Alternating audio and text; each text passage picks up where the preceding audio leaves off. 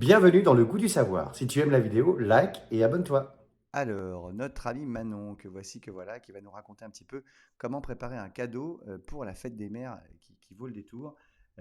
C'est parti, on va le découvrir ensemble. Je vais vous lancer la vidéo, vous allez voir. On va tout découvrir ensemble. C'est parti. Où est-ce qu'il est le cours? Attendez, je vais le choisir. Hop, hop, hop, on y va. Bonjour Alex, bonjour les profs et bonjour à toi qui nous regarde. Je ne sais pas vous, mais moi j'adore les carnets. J'en ai pour tout. J'en ai un dans lequel je note les livres que j'ai lus, les films que j'ai vus, un autre qui me sert pour mes dessins, un troisième qui me sert pour noter toutes mes recettes préférées. Bref, j'adore ça. Du coup, aujourd'hui, j'avais envie de te proposer de fabriquer ton recueil comme celui-ci. Eh ben oui. Et en plus, tu peux le garder pour toi, mais si je ne me trompe pas, c'est bientôt la fête des mères. Et oui, Donc c'est pourquoi super pas important. en faire un cadeau? Bien sûr, d'ailleurs j'embrasse la mienne, que j'aime plus que tout et qui nous regarde sûrement. Hop, je te montre l'intérieur quand même. J'ai cette partie-là qui est à l'intérieur du coup de mon carton, qui est mon carnet. Allez, c'est parti, je te montre comment faire. Eh ben oui, on y va.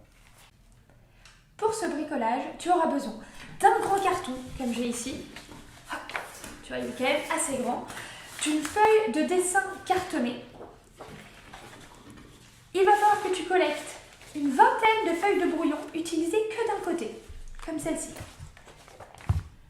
Une règle, un crayon à papier, des ciseaux,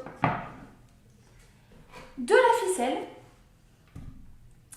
des attaches parisiennes, de la colle à carton ou un pistolet à colle, au choix, et une perforatrice, et évidemment des feutres et des crayons de couleur.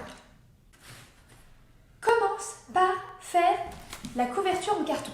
Pour ça, tu vas devoir tracer, regarde, moi je l'ai déjà fait, un rectangle dans ton carton, comme j'ai fait ici, de 22 cm sur 38. Je te montre de plus près. Donc il va falloir tracer ce grand rectangle et ensuite il faudra faire un trait à 16 cm et un trait à 32 cm. Donc applique-toi bien et fais ton beau rectangle. Une fois que tu as ton rectangle, tu vas venir découper les trois parties. Hop. Et c'est ce que j'ai par ici. J'ai les trois parties de ma couverture découpées. Donc si je remets dans le bon sens, touc, les voici. Pour un peu plus de style, moi je vais découper mon dernier rectangle, le plus petit, en triangle comme ceci. Un peu. Donc toi tu peux faire la même chose si tu veux. Tu vois, j'ai laissé 1 cm ici et puis j'ai rejoint le milieu de mon carton. Donc je découpe. Hop.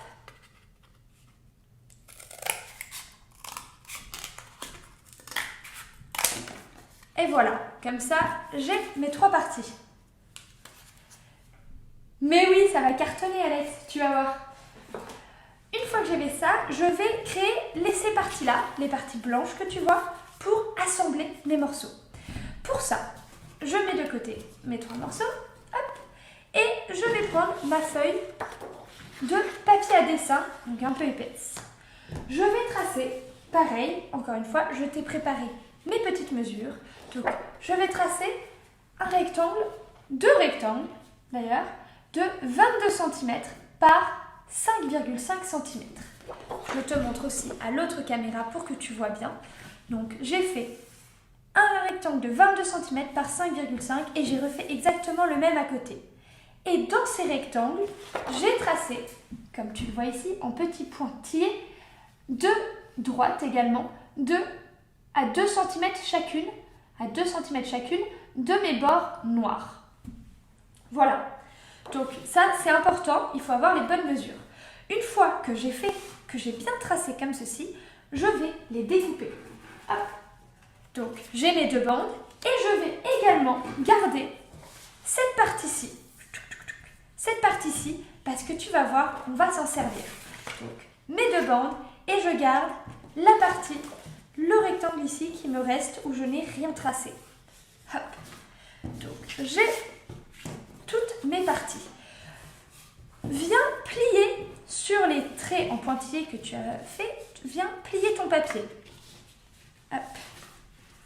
Alors tu peux plier, on va peut-être le plier vers l'extérieur, ce sera plus simple. Tac. Je plie, on s'applique bien. Hop. Je fais la même chose avec mon autre trait.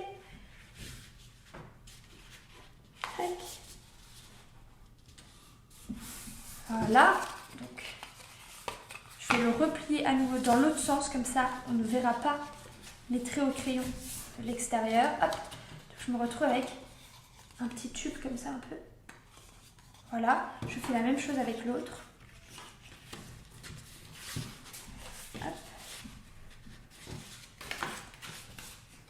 Bien s'appliquer pour avoir quelque chose de net et de joli, surtout si on veut en faire des cadeaux.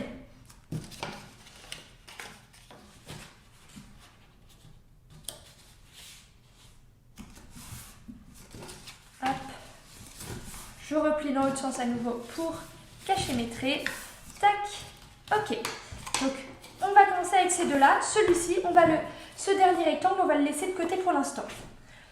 Je reprends les éléments de ma couverture et je vais venir tout simplement coller.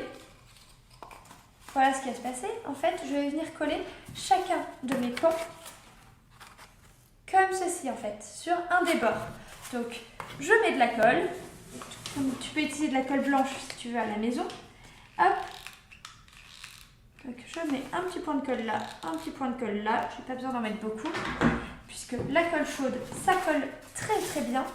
Toi à la maison, tu peux en mettre un peu, si tu utilises de la colle blanche, tu peux en mettre un peu plus. Donc là, je viens coller. Hop. Voilà. Je fais la même chose sur ce côté-là. Donc là, ça commence déjà à ressembler à autre chose que juste du carton, hein. On voit la couverture qui se forme. Hop. Je vais utiliser mon autre morceau comme ça pour venir le coller. Alors moi je regarde quel côté est le plus beau. Donc, je vais venir le coller ici. Donc pareil, je remets 3 points de colle. Hop, 1, 2, 3. Donc. Et je viens coller sur ce bord-ci. Et je vais prendre mon petit triangle et venir le coller ici. Si ton papier dépasse, c'est pas grave, on le redécoupera un petit peu. Donc, hop, je mets de la colle. Bam. Je vais venir découper tout de suite. Tu vois, là, ça y est, ça commence à prendre forme. Je commence à retrouver la forme de mon recueil. Je vais juste venir couper ces petits bords là pour pas qu'ils ne dépassent. Hop, pour ça, je vais le faire dans ce sens-là. Il me reste juste à faire le système d'attache, comme tu vois ici. Pour ça, je vais prendre un petit morceau de carton sur lequel je vais m'appuyer. Et là, tu vas avoir besoin d'un crayon assez pointu. Et je vais venir faire un petit trou avec mon crayon. Hop, à peu près à ce niveau-là, pour mettre mon attache. Si tu mets un petit morceau de carton en dessous, tu verras, ça s'enfonce en général sans problème. Sans problème. Si tu fais à même la table, ça risque d'être plus compliqué. Et en plus, tu risques de salir ta table. Donc, j'ai mon petit trou. Avant de mettre mon attache, je vais passer une ficelle. Donc, touc, touc, touc, touc. Dans mon trou. Donc, je prends une ficelle à peu près d'une longueur qui puisse faire le tour de mon carnet sans problème. Ça, c'est pas mal. Hop là. Mes ciseaux. Je coupe. Je vais le passer par mon petit trou. Petit nœud. Je vais le faire plutôt sur l'intérieur, le petit nœud, pour qu'on ne puisse pas le voir. Encore une fois, pour les nœuds, n'hésite pas à te faire aider d'un adulte si tu as un peu de mal à faire des nœuds. Ou si tu as un pistolet à colle, colle la ficelle, ça fonctionne aussi. Et moi, j'ai fait mon nœud trop court. Ah, voilà. C'est un sacré boulot quand même. Hein. Tu peux couper ta ficelle si elle dépasse un peu. Tac. Ensuite, dans ce même trou, passe ton attache parisienne. Donc il va peut-être falloir que tu agrandisses un peu ton trou. N'hésite pas. Hop, voilà.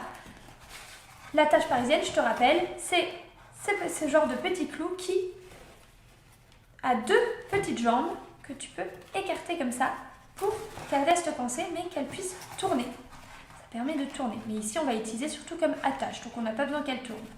Hop. Et donc là, je prends ma ficelle et pour fermer mon carnet, j'ai tout simplement à faire le tour. Comme ceci. C'est joli, c'est joli. Maintenant, on passe à l'intérieur du recueil. Donc, à cette partie-là. Pour ça, on va prendre nos feuilles qui sont utilisées que d'un côté, nos feuilles de brouillon, comme ça on recycle du papier, et on va les plier de façon à ce que la partie imprimée se retrouve à l'intérieur de la feuille et que du coup, on ne la voit plus. Touc, touc. Ok?